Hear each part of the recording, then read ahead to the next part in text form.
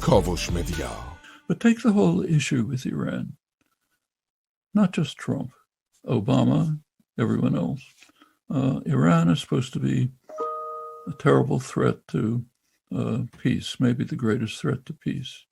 And worst of all is their programs for developing nuclear weapons. Well, let's think about that for a moment. You can debate. There's no real evidence that for the last almost 20 years, Iran has even thought about nuclear weapons. But let's say they are. Let's say let's say Netanyahu is right. They're secretly developing nuclear weapons.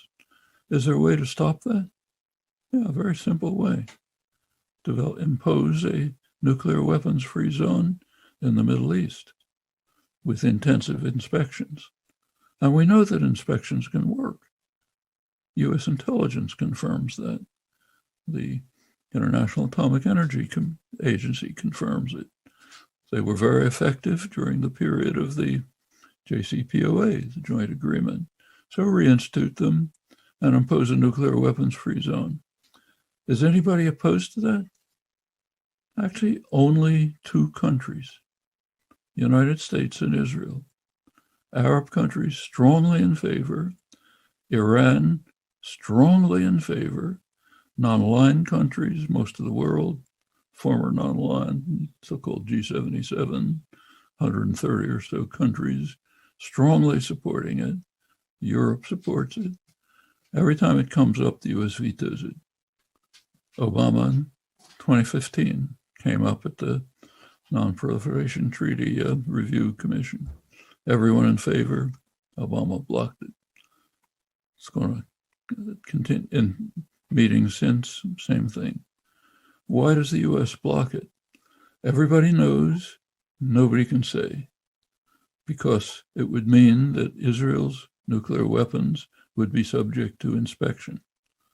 One of their top military appointees, Jake Sullivan, really recently said a couple of days ago that the Biden administration will be willing to consider going back to the joint agreement but the ball is in Iran's court. They have to start by cutting back, by reversing their increased enrichment of uranium. They've got to reverse that, and they've got to have a positive attitude toward negotiations. If they do that, we'll consider it. Okay? Absolutely backwards. We're the ones who should be pleading with them to go back to the negotiations, which we have consistently undermined, actually destroyed under Trump, but undermined under Obama. Even under Obama, we were not living up to the agreements. The agreements say, one part of them is that no party shall try to injure the Iranian economy during the period of the negotiations. I don't remember the exact words, but it was something to that effect. The Obama administration was doing it constantly. We weren't living up to the agreements. But now the Biden administration spokesman is saying we might be willing to consider going back to the negotiations if they take the first steps, as if they're the guilty party, not us.